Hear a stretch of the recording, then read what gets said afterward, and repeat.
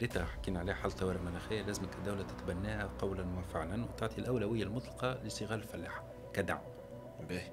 باهي هذاك تقف معاهم دونك الاولى دعم صغار لا الفلاحين. لا مش الأولى، ما نحكي لك معناها كواحد مازلنا ما دخلناش. باهي. باهي عندك الإصلاحات المائية اللي لازم تقوم بها. أنت اقتصادك في دولة معناها ضمن 20 أفقر دولة مائيا تقريبا.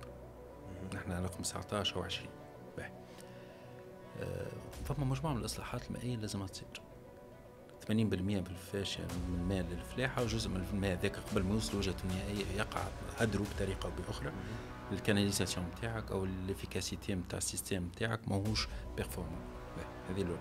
اثنين لازم تعود غير الخريطة الفلاحية نتاعك الكل. تو مرة الأخرى أنا حكيت اللي فما دول جديدة دخلت تونس في الزيتون، الناس جاتها صدمة يسخلوا ديما لا لا مش تونس.